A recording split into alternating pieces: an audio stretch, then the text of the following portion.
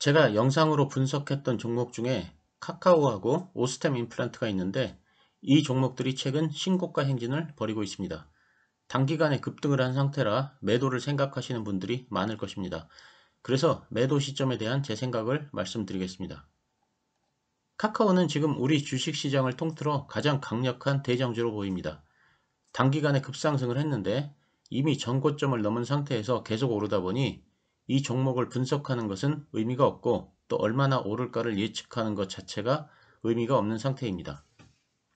그리고 중소형주 중에서는 오스템 임플란트가 임플란트 관련주들의 상승을 이끄는 대장주로서 신고가를 갱신하고 있습니다. 저는 이 두 종목들이 워낙 강하게 치고 나오는 상태여서 다음 주에도 상승은 계속될 것이라고 생각합니다. 그러다 보니 이번 상승에서 이 종목들이 어디까지 상승할지는 아무도 모릅니다. 두 종목 다 일단은 갈 때까지 가보는 전략이 좋다고 생각합니다. 저는 바로 지난 영상에서 카카오의 매도는 5일선과 10일선을 이용할 것이라는 말씀을 드렸는데 개인적으로는 이 전략을 아직도 유효하게 생각하고 있습니다. 카카오도 그렇고 오스템 임플란트도 그렇고 일단 5일선이 10일선 밑으로 내려오는 시점을 매도 시점으로 생각하고 있습니다. 통상적으로는 이동평균선을 매매에 이용하시는 분들은 5일선이 21선을 하향 돌파하는 순간을 매도 기회라고 많이 얘기들을 합니다. 5일선은 일주일 평균 매매 가격이고 21선은 한 달 평균 매매 가격입니다. 하지만 저는 21선 대신에 11선을 이용합니다. 그 이유는 다음과 같습니다. 우선 11선을 이용하거나 21선을 이용하거나 주가의 단기 고점을 확인한 후 매도를 한다는 점은 같습니다. 하지만 21선을 이용하면 주가가 고점을 형성한 지 한참이나 지난 이후에 비로소 5일선이 21선을 뚫고 내려오는데 이렇게 되면 매도 타이밍이 너무 늦습니다. 즉 꼭지점을 찍고 한참 지난 후에 매도 신호가 나오는 경우가 많아서 고점 대비 너무 하락한 가격에 파는 것입니다. 반면 11선을 이용하면 일단 단기 고점에서 그리 많이 빠지지 않은 상태에서 매도를 하게 됩니다. 즉 꼭지점 근처에서 팔 수 있다는 장점이 있습니다. 물론 단점도 있습니다. 11선이 5일선을 뚫고 내려온 후 다시 재상승할 가능성도 있습니다. 5일선이 11선 밑으로 떨어진 정도로는 아직 완전한 하락이라고 평가하기가 어렵기 때문입니다. 그럼에도 불구하고 저는 21선을 이용하는 것보다는 11선을 이용하는 것이 더 장점이 많다고 생각하여 11선 매매를 합니다.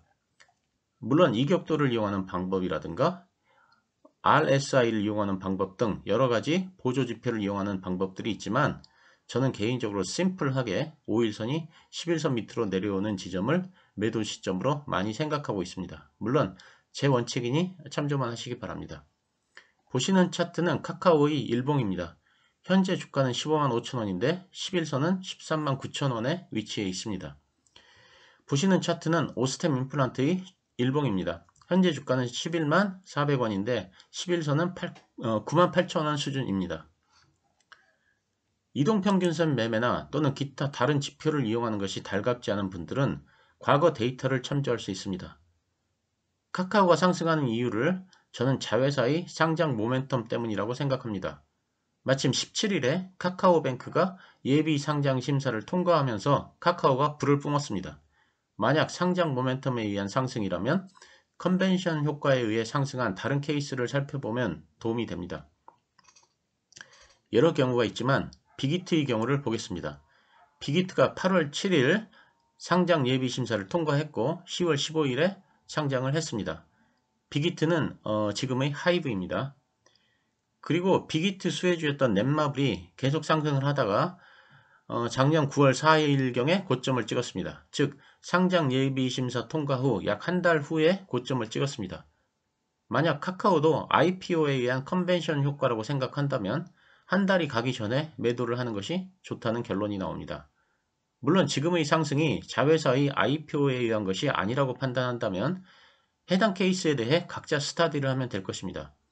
또는 카카오뱅크 외에 다른 자회사들도 계속 상장을 하기 때문에 넷마블과는 경우가 다르다고 생각하면 역시 그에 맞는 케이스를 찾아 스타디를 하면 됩니다.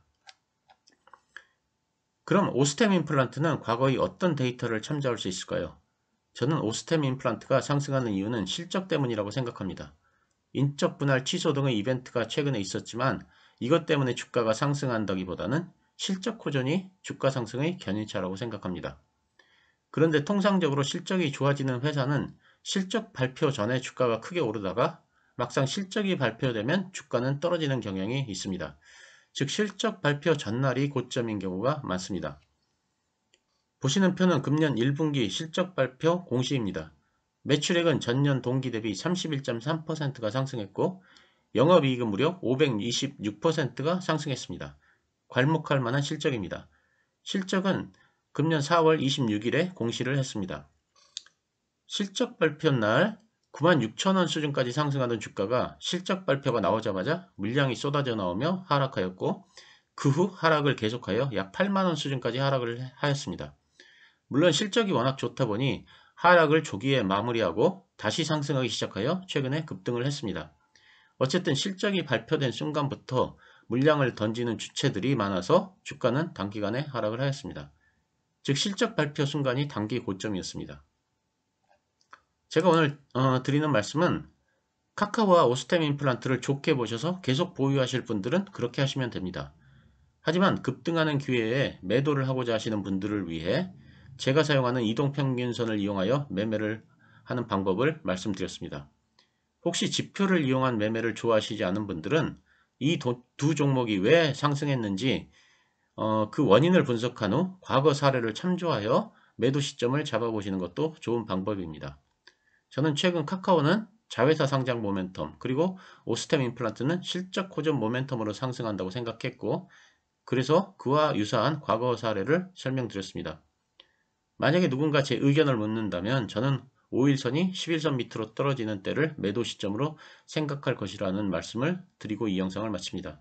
물론 매수나 매도 추천은 아닌 제 생각입니다. 감사합니다.